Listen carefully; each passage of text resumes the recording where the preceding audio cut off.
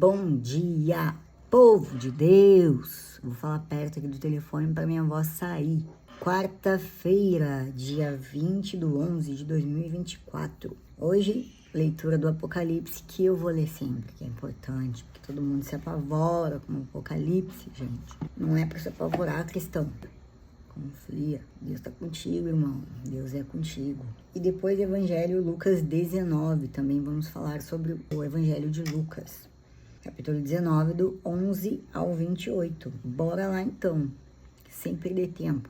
Vamos para Apocalipse. Pega lá sua Bíblia. Então, gente, leitura do livro do Apocalipse de São João. Eu, João, vi uma porta aberta no céu. E a voz que antes eu tinha ouvido falar-me como trombeta disse: sobe até aqui, para que eu te mostre as coisas que devem acontecer depois destas. O Espírito tomou conta de mim. Havia no céu um trono, e no trono alguém sentado. Aquele que estava sentado parecia uma pedra de jaspe e cornalina. Um arco-íris envolvia o trono com reflexos de esmeralda. Ao redor do trono havia outros 24 tronos. Neles estavam sentados 24 anciãos, todos eles vestidos de branco e com coroas de ouro nas cabeças. Do trono saíam relâmpagos, vozes e trovões. Diante do trono estavam acesas 7 lâmpadas de fogo, que são os 7 Espíritos de Deus. Na frente do trono havia como que um mar de vidro cristalino. No meio, em redor do trono, estavam 4 seres vivos, cheios de olhos, pela frente e por detrás. O primeiro ser vivo parecia um leão, o segundo parecia um touro, o terceiro tinha rosto de homem, o quarto parecia uma águia em pleno voo. Cada um dos 4 seres vivos tinham 6 asas cobertas de olhos ao redor e por dentro. Dia e noite sem parar, eles proclamavam: Santo, Senhor Deus Todo-Poderoso, aquele que é, que era e que vem. Os seres vivos davam glória, honra e ação de graças ao que estava no trono e que vive para sempre. E cada vez que os seres vivos faziam isso, os 24 anciãos se prostravam diante daquele que estava sentado no trono para adorar o que vive para sempre. Colocavam suas coroas diante do trono de Deus e diziam: Senhor, nosso Deus, Tu és digno de receber a glória, a honra e o poder, porque Tu criaste todas as coisas. Pela Tua vontade é que elas existem e foram criadas. Palavra do Senhor. Gente, em Apocalipse do 1 ao 2, João descreve uma visão impactante. Ele se viu tomado pelo Espírito, e diante dele estava um trono no céu e nele estava assentado alguém. Esse trono simboliza a soberania absoluta de Deus sobre toda a criação. Essa é a peça central da visão, destacando que nada acontece fora do controle divino. O trono não é apenas um símbolo de autoridade, mas também de estabilidade eterna. Em um mundo marcado por mudanças constantes e incertezas, o trono celestial nos lembra que Deus governa com poder e justiça. A imagem do trono reforça a verdade dele, que é o único digno de governar o universo. A soberania de Deus é um tema recorrente nas Escrituras, tá? O apóstolo Paulo nos lembra que todas as coisas cooperam para o bem daqueles que amam a Deus. Isso nos encoraja a viver com fé, sabendo que estamos sob o governo soberano do Rei dos Reis, e não do Rei da Terra, tá, minha gente? Do mundo que a gente vive. Então, depois no segundo, versículo 3, a beleza e a santidade de Deus, né? Aquele que estava sentado era de aspecto semelhante a jaspe e sardônio, um arco-íris parecendo uma esmeralda. Essas imagens enfatizam a glória e a santidade incomparáveis de Deus. O jaspe, com sua aparência clara e brilhante, simboliza a pureza e a perfeição divina. Já o sardônio, cor vermelha, aponta para o juízo, tá? E redenção. Não esqueçam dessa palavra. A presença do arco-íris ao redor do trono nos lembra a aliança de Deus com a humanidade desde o início dos tempos, como descrito lá em Gênesis. É um sinal de sua fidelidade e graça. A beleza de Deus não é apenas visual, mas também moral e espiritual. Sua santidade é destacada ao longo das Escrituras. Em Isaías, capítulo 6, versículo 3, os serafins proclamam: Santo, Santo, Santo é o Senhor dos Exércitos, a terra inteira. Cada uma aqui, gente, é um pedacinho que tem uma explicação, por isso que é importante, presta atenção, minha gente. Essa visão nos convida a refletir sobre a majestade e a beleza de Deus. Ele não é apenas um governante poderoso, mas também um Deus de imensa glória e pureza. Quando contemplamos sua beleza, somos chamados a viver da maneira santa, como ensina Pedro, capítulo 1, versículo 15 e 16. Sejam santos porque eu sou santo. Ele dizia isso, minha gente. Adoração celestial, versículos 8 e 11. Um modelo para a igreja. Os seres viventes ao redor do trono não cessam de dizer: Santo, Santo é o Senhor, o Deus Todo-Poderoso, que era, que é e que há de vir. Essa adoração contínua é acompanhada pelos 24 anciãos que se prostram e lançam suas coroas diante do trono. Tu, Senhor e Deus nosso, és digno de receber a glória, a honra e o poder. Essa cena celestial é um modelo de adoração que deve inspirar a igreja. A adoração não é centrada no que recebemos de Deus, mas no reconhecimento de quem Ele é. Os anciãos, representando o povo redimido, entregam suas coroas em um ato de total submissão e gratidão. A adoração celestial nos lembra da prioridade que devemos dar a Deus em nossas vidas. Em João, capítulo 4, versículo 23 e 24, Jesus declara que o Pai procura adoradores que o adorem em espírito e em verdade. Esse é o tipo de adoração que glorifica a Deus e nos aproxima dele. A igreja na terra deve refletir essa adoração celestial. Adore o Santíssimo Sacramento, minha gente. Bom, voltando. Quando adoramos juntos, estamos participando de um ato que ecoa no céu. Nossa adoração deve ser marcada por reverência, gratidão e um profundo senso de maravilha diante da majestade de Deus. Os 7 Espíritos de Deus, versículo 5. João descreve mais um elemento impressionante. Diante do trono saíam relâmpagos, vozes e trovões. Diante dele estavam acesas 7 lâmpadas de fogo, que são os 7 Espíritos de Deus. Este é um dos muitos símbolos em Apocalipse que revelam a plenitude do Espírito Santo. As 7 lâmpadas que representam o Espírito em sua totalidade, manifestando sua presença e poder diante do trono de Deus. Essa referência remete a Isaías, capítulo 11, versículo 2, onde o Espírito do Senhor é descrito em 7 aspectos: sabedoria, entendimento, conselho, fortaleza, conhecimento, temor do Senhor e Espírito de Deus. Cada uma dessas características revela a obra do Espírito Santo na vida dos crentes e na administração do plano divino. Ele não é apenas uma força ativa, mas a presença viva de Deus iluminando e capacitando a igreja. Os 7 dons do Espírito Santo, minha gente, são esses. O temor, como eu havia falado ontem, quando eu disse que Deus não quer que a gente tema Ele, isso é um dom dado para nós, entendeu? Quem ama a Deus não vai temer a Deus, porque vai andar na santidade. Agora, se você não teme a Deus, você ora para que o dom do Espírito te traga um deles, dos dons, que é o temor do Senhor, para que você desenvolva os outros, para que você cresça, né?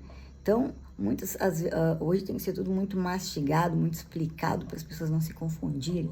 Quando eu digo que não precisa temer a Deus, é no sentido de por que temer um pai que te ama e que só quer o seu bem? Mas o temor é no sentido de você temer a Deus quando você age sempre lembrando do Evangelho. Agora, se você já conhece o Evangelho, se você já entendeu que você vai amar a Deus, você não vai temer, você vai reverenciar, porque tudo que nós temos e somos devemos a Ele. Por que temor? Nós vamos continuar. O temor do Senhor é um dom do Espírito. Todo aquele que ama vai temer, decepcionar. Não é ter medo do Pai que nós temos, não. Mas o temor de decepcionar. Quem ama a Deus teme decepcioná-lo, tá? Que fique claro isso. Pra ninguém me chamar de herege aqui depois. Bom, cada uma dessas características revela a obra do Espírito Santo na vida dos crentes e na administração do plano divino. Ele não é apenas uma força ativa, mas a presença viva de Deus iluminando e capacitando a igreja. Os relâmpagos, trovões, vozes indicam a majestade, e o poder de Deus. Eles aparecem frequentemente em momentos decisivos na Bíblia, como no Monte Sinai, quando Deus entregou a lei a Moisés. Esses sinais reforçam que o Espírito Santo não age de forma isolada. Ele opera em conjunto com o poder soberano de Deus. A presença do Espírito Santo simboliza pelas 7 lâmpadas. É essencial para a vida do crente. Em João 14, 16, 17, capítulo 14, Jesus promete que o Espírito será o Consolador e habitará conosco para sempre. Essa promessa nos garante que nunca estaremos sozinhos. A plenitude do Espírito nos capacita a viver uma vida de santidade, testemunhar com ousadia e permanecer firmes em meio às tribulações. O conhecimento é a chave, minha gente. Deus ajuda, mas você precisa buscar. Não esqueça disso. Não pare ali não se acomode, procure, busque, tá? Você vai ter muitas respostas. Aquele que bate, Jesus abre. Não esqueça disso. Ao refletir sobre os 7 Espíritos de Deus, os dons, somos chamados a buscar esta plenitude em nossa própria caminhada. O Espírito Santo é quem nos guia em toda a verdade e nos transforma à imagem de Cristo. Que possamos viver conscientes da sua presença e depender de sua orientação diariamente. Graças a Deus que a gente precisa dele. Imagina se nós dependêssemos só de nós, minha gente. Não dava, eu não consegui não. O mar de vidro e a paz perfeita no céu. Versículo 6. João prossegue em uma descrição fascinante. Diante do trono havia algo parecido com um mar de vidro, claro como cristal. Esse mar de vidro não é literal, é uma representação simbólica da paz, da serenidade, que reinam na presença de Deus. A ideia de um mar completamente calmo e cristalino comunica a ausência de caos, um contraste direto com os mares agitados e tempestuosos da terra.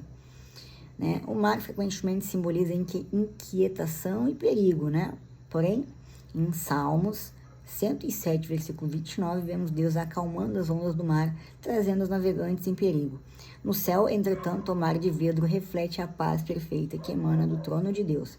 Não há o que temer, nem conflito e perturbação diante dele, apenas serenidade absoluta. Para os crentes, o mar de vidro simboliza a paz que excede todo entendimento. Paulo declara que essa paz guardará nossos corações e nossas mentes em Cristo. Essa visão nos convida a descansar na certeza de que, independente das tempestades que enfrentaremos na vida, a paz de Deus é perfeita e eterna. Essa paz celestial nos lembra um dia estaremos diante do trono, em um lugar onde não haverá mais lágrimas, dor ou sofrimento. Enquanto aguardamos este dia, podemos experimentar esta paz agora, ao nos rendermos à soberania de Deus, minha gente, submissão. Você para de querer fazer as coisas que você quer, que não está dentro do Evangelho. E outro, pare de querer fazer as coisas do seu jeito, entendeu? Porque eu quero. Quando você tem um aviso de Deus, é uma coisa, Você teve uma visão, você teve algo, você sabe que vai acontecer, você precisa fazer alguma coisa. Tem pessoas que têm isso. Eu sou uma delas, mas não é sempre que acontece isso comigo. É quando Deus quer, não quando eu quero. E quando acontece, eu sei distinguir claramente e eu aviso, oriento e falo tudo. E eu sei que vai sobrar para mim, mas eu confio em Deus. Eu confio plenamente em Deus. Se tiver que sofrer, a gente chora, a gente sofre. Mas a paz está lá dentro. Você pode estar um caco, mas você está em paz. Um caco que eu digo porque decepção não adianta, a gente sofre.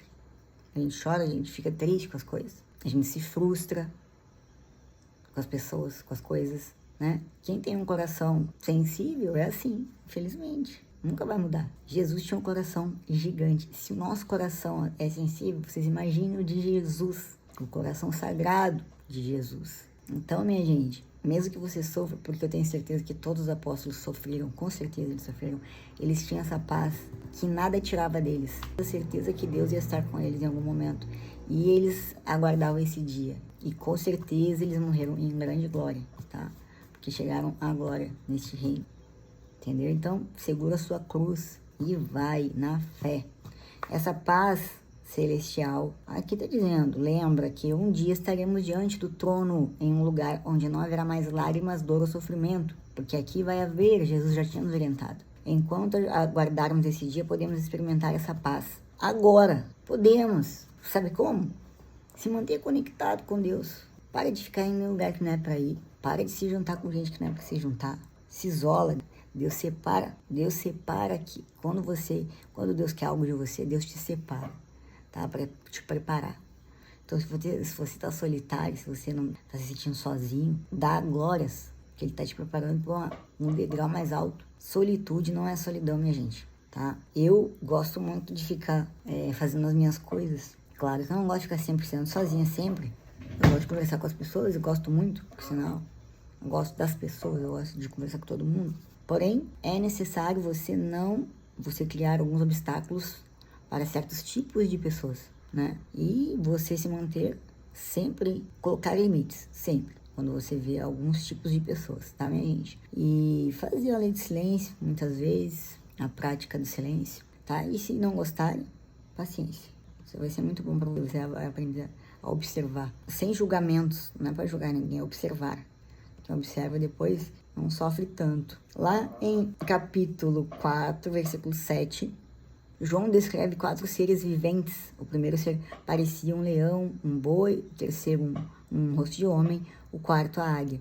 Esses seres cheios de olhos e com 6 asas cada, são símbolos poderosos que apontam para diferentes aspectos do caráter e da obra de Deus. O leão, conhecido como o rei dos animais, simboliza majestade e poder.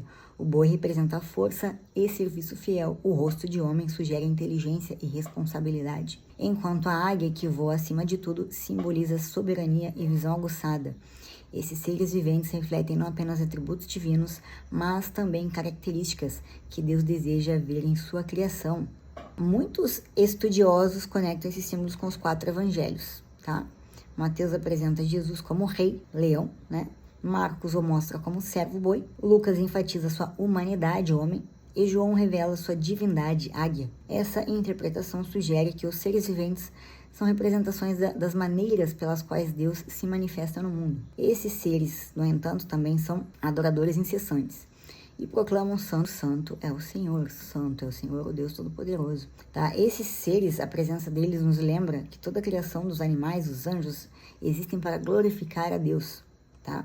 Depois lá em A Santidade de Deus, versículo 8, santo, no centro da visão celestial, os 4 seres viventes proclamavam incessantemente esta frase: Santo é o Senhor, o Deus Todo-Poderoso, que era, que é e que há de vir. Esta tríplice declaração de santidade destaca a pureza, perfeição e separação absoluta de Deus em relação à criação. Ele é completamente distinto de tudo o que é comum ou imperfeito.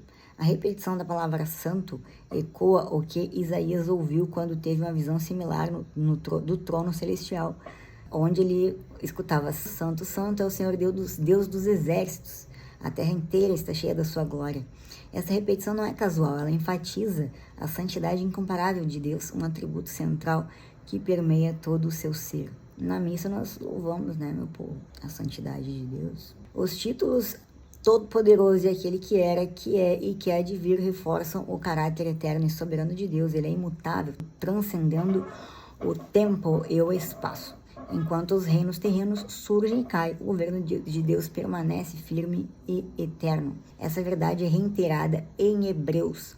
Jesus Cristo é o mesmo ontem, hoje e para sempre. Essa santidade absoluta tem implicações profundas para a nossa vida.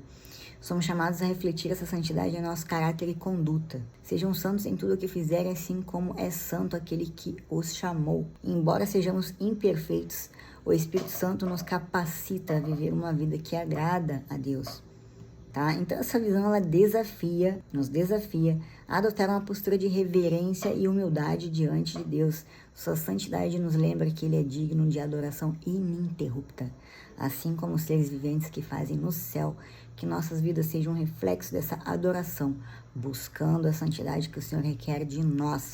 Depois, os 24 anciãos e a redenção. O que isso quer dizer? Versículo 10. Tá? Essa cena é rica em significado e nos oferece uma visão profunda sobre a relação entre redenção e adoração. O quão disposto, meu amigo cristão, minha amiga, a se render, tamanho da sua redenção é do tamanho do amor que você tem por Deus. A sua redenção aqui na terra, das coisas. Quanto mais você ama a Deus, mais você se rende, as coisas materiais mais se santifica. Isso eu posso dizer para você, né? A gente tem muitos exemplos, principalmente os santos. Os 24 anciãos vestidos de branco e com coroas de ouro representam o povo redimido de Deus. Muitos acreditam que eles simbolizam os 12 patriarcas e os 12 apóstolos, unindo o Antigo e o Novo Testamento. Suas vestes brancas indicam a pureza que receberam através do sacrifício de Cristo, conforme descrito em Apocalipse. Eles lavaram as suas vestes e as alvejaram no sangue do Cordeiro. Tá? O ato de lançar as coroas diante do trono é um gesto de humildade, reconhecimento de que toda honra e vitória pertencem a Deus. As coroas representam as recompensas dadas aos fiéis, mas até essas recompensas são oferecidas de volta ao Senhor em adoração. Isso nos lembra que tudo o que somos e temos é fruto da graça de Deus. Mas pela graça de Deus sou o que sou. Coríntios 15, versículo 10.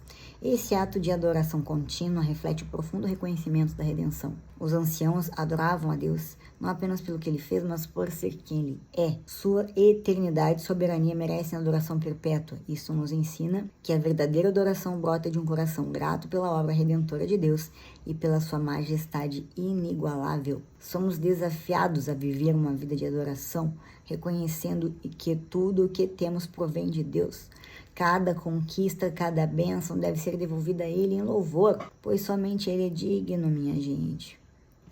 Da dignidade de Deus em receber adoração, versículo 11, tá? Essa declaração, tu, Senhor e Deus nosso, és digno de receber a glória, a honra e o poder, porque criaste todas as coisas e por tua vontade elas existem e foram criadas. Eu amo este versículo de todo o meu coração, porque eu sou muito grata a Deus por tudo que Ele fez na minha vida. Então, eu sempre digo que toda honra e glória é dele, por ele, para ele. Tudo que eu faço na minha vida é para ele, né? E nós somos humanos, às vezes, e fica muito difícil de distinguir o que é certo e o que é errado.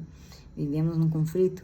Porém, quando você se isola mais e você busca, você chama, você ora, você faz... Eu não vou dizer penitências, porque pode soar como se fosse um sofrimento. Mas quando você faz coisas por Deus, por amor, por reverência, Deus fala com você, o Espírito Santo fala com você, sempre vai falar. Basta que você esteja com o coração aberto, tá, minha gente?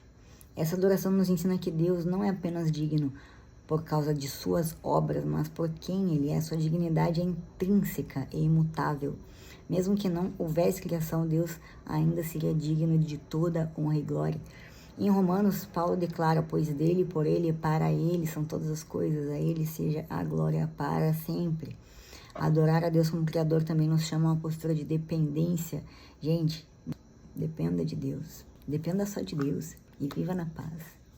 Tente fazer a coisa correta, lute, seja aquela viúva existente, mas lembre-se que tudo está na mão de Deus. Você vai fazer a sua parte quando você sentir que Deus está ali do seu lado dizendo, parou, continua, você faça aquilo. Tá? Ore que Ele te dá a resposta, Ele te dá. Adorar a Deus como Criador também nos chama a uma postura de dependência e humildade. Reconhecemos que nossa existência é sustentada por Ele e que somos responsáveis por glorificá-lo em tudo o que fazemos. Tá? Assim, quer vocês comam, bebam ou façam qualquer coisa, façam tudo para a glória de Deus. Tá, minha gente? Um chamado à esperança. No versículo 11... é muito mais do que uma cena impressionante. Ela é um poderoso convite à esperança. João nos conduz para além das limitações do mundo físico, oferecendo um vislumbre do trono de Deus, onde tudo está sob controle absoluto. Ele começa com uma voz, suba para cá, e lhe mostrarei o que deve acontecer depois destas coisas. Essa chamada nos lembra que o futuro está nas mãos de Deus, Ele é soberano, tá? A visão do trono celestial simboliza estabilidade, autoridade em tempos de incerteza, de caos. Tudo que nos parece descontrolado, Deus está no controle. Se você pensa que o Deus não está no controle do Papa, porque muitos dizem que o Papa é isso, que o Papa é aquilo, nada, minha gente, acontece. Nada acontece que Deus não queira, tá? Até um demônio pode te tentar, porque Deus deixa, tá? Pra ver se você cai em si, seu herege. Entendeu? Às vezes eu já vi vários relatos. Eu já sofri isso também. É horrível, minha gente. Mas isso tudo é pra te chamar pro lado dele, tá? Ele é um pai severo, mas ele ama, tá? Todo pai deveria ser assim. Essa visão não apenas inspira reverência, mas também renova a nossa esperança. Ela nos assegura que o sofrimento e as tribulações presentes são temporários. O trono de Deus é um lembrete constante de que Ele tem um plano perfeito e sua vontade prevalecerá sempre. Como João mais tarde escreverá, Ele enxugará dos teus olhos toda lágrima.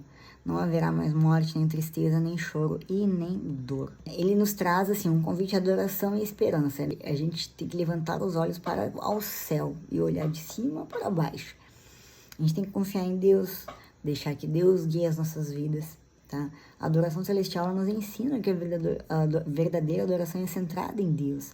Os seres viventes e os 24 anciãos nos mostram que a adoração deve ser contínua. Tá? Sem parar. Jesus orava sem parar, minha gente, tá? Essa visão também nos lembra que Deus é digno de receber toda a glória, toda a honra sempre. Nunca esqueçam disso. Você está comendo, agradece a Deus. Você tem um filho com saúde, agradece a Deus. Tá? Você tem o que comer, agradece. Você tem o que beber, agradece. Você tem água, agradece. Você tem um corpo bom, agradece. Você está doente, agradece. Senão você tem um corpo, agradece. Você não sabe por quê. Você tem que confiar. Confiar naquele Pai que sabe que quer o seu bem, tá? Vamos para Evangelho. Ontem, minha gente, eu não li o Evangelho, mas eu acho que ficou claro, né? De Zaqueu baixinho. Ficou claro, não ficou? Eu esqueci de colocar o vídeo junto. Esqueci não, gente. Vocês não sabem quanto que demora pra fazer esses vídeos. Se vocês soubessem, vocês iam todo mundo em seguida, tá? Porque eu já tô com eu fiz acho que 2 semanas de vídeo e tô com 28 seguidores, tem mais de 1.000 visualizações, 1.200 visualizações, minha gente. Não segue não, clica aqui embaixo aqui, vou começar com isso, essa chatice. Curte, segue, compartilha, tá? Mas é preciso, leva a palavra, meu filho, meu irmão, meu amigo, entendeu? Cristão, clica aí embaixo, meu filho, né? Ajuda sua irmã aqui, levar a palavra de Deus, vamos agradar a Deus, vamos. Se soubesse quanto que demora, meu Pai eterno. Porque, olha, se eu fosse falar só aqui, minha gente, já deu 40 minutos. Só que depois eu vou editar vídeo. Aí vai demorar mais 1 hora para editar. Demora mais 1 hora para dar upload. Mais 1 hora para não sei o que. Eu vou nesse vídeo aqui até não sei quanto tempo. Ajuda a irmã aí, clica aí. Pô, please. Bora lá, então, pro Evangelho de Lucas. Pega a sua Bíblia aí, vamos lá. Proclamação do Evangelho de Jesus segundo Lucas. Jesus Cristo segundo Lucas. Naquele tempo, Jesus acrescentou uma parábola porque estava perto de Jerusalém e eles pensavam que o reino de Deus ia chegar logo. Então, Jesus disse, um homem nobre partiu para um país distante a fim de ser coroado rei e depois voltar. Chamou então 10 dos seus empregados, entregou 100 moedas de prata para cada um. E disse, procurai e negociar até que eu volte. Já sabe, né?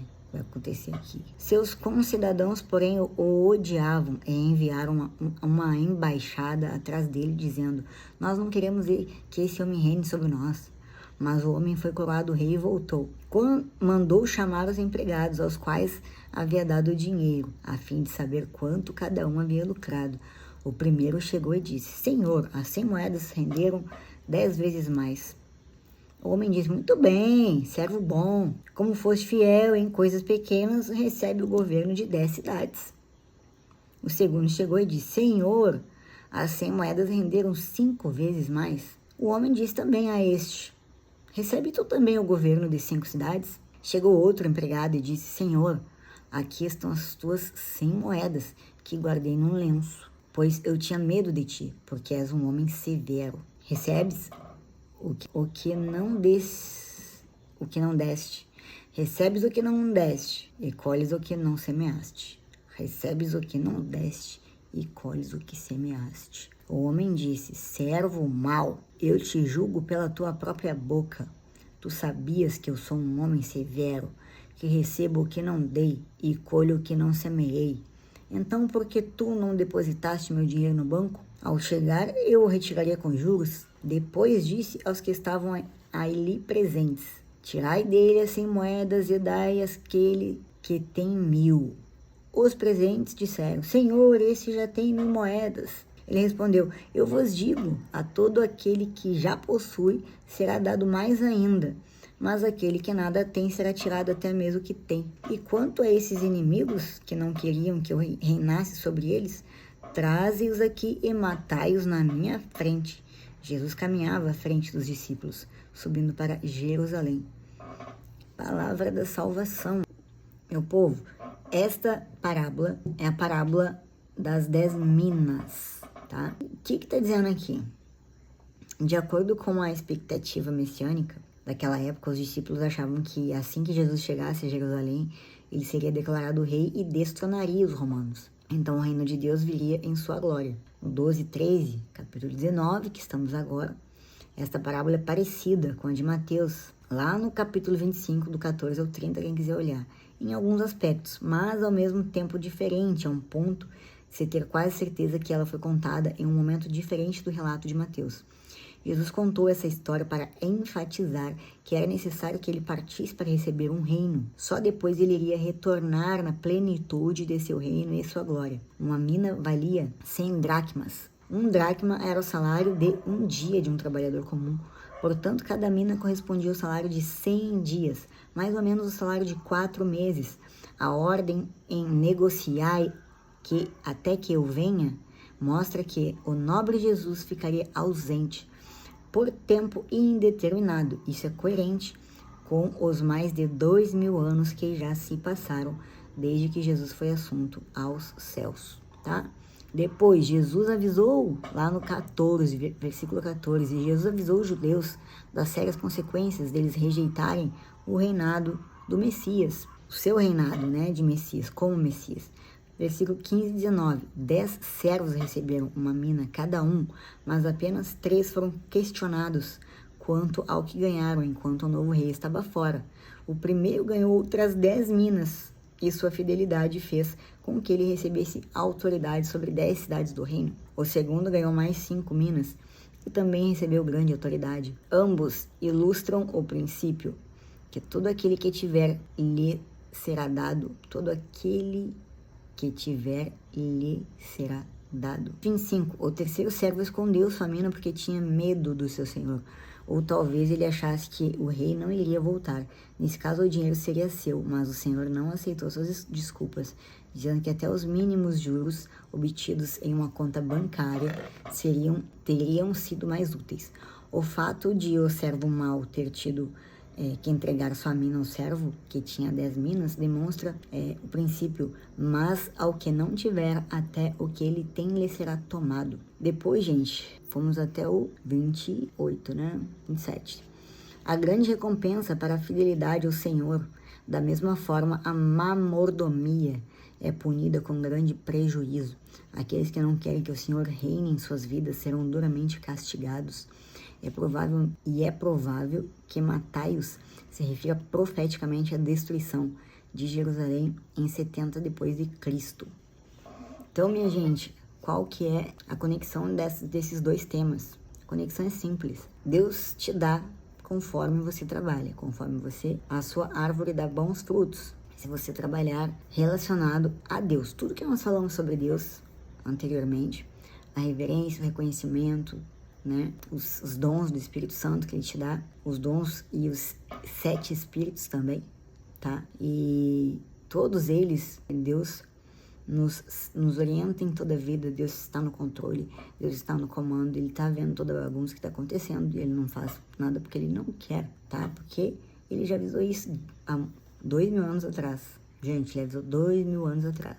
Ele tem paciência, porque o que Ele está fazendo? Ele está dando tempo para que o homem se arrependa, se converta, se entenda. Jesus sempre disse, meu reino não é deste mundo, né? Então, o que Deus espera de nós? Que nós também compreendamos isso. O nosso reino não é deste mundo, nós estamos aqui de passagem. Então, tudo que você tem, você procure ser empático, procure contribuir, procure ajudar, procure ser um cristão de verdade, né? Tudo que Jesus fez por tanta gente, a bondade dele e tudo que fizeram contra ele, a submissão dele a Deus, ele se submeteu ao plano. Então, ele foi silencioso, claro que ele falou muitas coisas que nos deixam até chocados em alguns momentos, né? Algumas frases, alguns termos, né? Porém, Ele, na questão da passagem de ontem, né, de Zaqueu, Zaqueu, todo mundo deve ter tomado um susto, né, porque Jesus entrou lá, assim como o apóstolo Paulo, que foi convertido, né, vocês imaginem a situação do apóstolo, né, primeira vez que foi, né, numa sinagoga e falar a palavra, ou foi se mostrar lá na sinagoga, né, todo mundo deve ter corrido pro lado da janela, tá, me corrijam em qualquer coisa que estiver errada, porque eu tô aqui também aprendendo com vocês. Mas hoje, o principal, a relação entre esses dois textos, né, é todo esse amor que nós devemos sentir, né, em relação a temor, já falei, já expliquei bem, para vocês não se confundirem, devemos ter temor em decepcionar o nosso Deus. Não temer por medo, tá? Mas uma decepção que nenhum filho quer dar pro seu pai, né? Quantos filhos aí, quantas pessoas deprimidas, né? Porque tiveram um pai que não soube valorizar o seu filho, não foi fiel, né? E o filho, né? Também achava que por culpa dele ou por causa disso ou daquilo, né? Nunca esclarecido foi para ele, acabou virando um trauma e isso daí foi para sua fase adulta. Vejo muito isso, muita gente dá testemunho da sua vida falando sobre isso. Tem vários aspectos. Esse evangelho, esses dois, tanto o Apocalipse quanto o Evangelho de Lucas, são mensagens muito claras, né? Muito claras. Deus vem falando mesmo, batendo na mesma tecla há muito tempo. Eu espero que tenha ficado claro, né, para vocês. Então, aquilo que Deus te deu, faça triplicar, mas sempre a favor de Deus, tá? Não fique rico e esqueça de Deus. Nunca esqueça de Deus. Tudo é para Deus, é para Ele. Se estamos aqui hoje, tendo vida, tendo família e tendo o pouco ou muito que nós temos, nós devemos a Ele, tá? E muitos pensam que riqueza é bom, mas riqueza não olha, eu sinceramente, assim, quem que não gostaria de ser rico, mas tem que ter muita sabedoria para ser rico, tá? Assim como o poder, tem que ter muita sabedoria para ter poder, para ter domínios, para ter poder sobre outras pessoas. Porque você, em vez de frutificar, você vai piorar ainda mais a situação quando você não tiver uma sabedoria, um discernimento. Se você não estiver conectado, se você não se fechar para o mundo, você não vai encontrar Deus. Você tem que tapar os seus ouvidos quando Deus te isola de alguma coisa. Não fique triste, não se sinta triste. Se alguma coisa está acontecendo na sua vida hoje, alguma doença, alguma dificuldade, não fique triste. Se é solidão, também não fique triste, tá? Tudo é para o seu bem, por mais que você ache que não, mas é. Uma escolha que você, com certeza, se você fizer a sua escolha, porque o Espírito, ele fala dentro do seu coração, ele fala. Nós temos a semente conosco, nós somos criação de Deus. Como que a gente não vai ter? Entendeu, minha gente? Faça, peça, implore, ajoelhe, faça novena, tá? Pegue seu rosário, vai fazer um rosário, fazer uma novena, vai fazer um jejum, já emagrece um pouco, tá? Mas é para Jesus Cristo, é para Deus. Um jejumzinho é bom de vez em quando, a gente se sente até mais leve, tá? E como vou dizer para vocês, o jejum, ele realmente funciona. Tem gente que não gosta de fazer nenhum sacrifício, né? Eu conheço muita gente que não gosta de fazer nenhum sacrifício. Não, Deus me ama a si mesmo, Deus não sei o que, Deus não sei o que lá. Mas eu não julgo, não. Cada um com a sua vida, cada um com os seus problemas, tá? Cada um com os seus problemas. Se cada um cuidar da sua vida, dos seus problemas, a Terra vai melhorar muito. Tá bom, minha gente? Até amanhã. Hoje, este é o Evangelho explicado do dia. Espero que vocês fiquem bem. Fui. Shalom. Paz.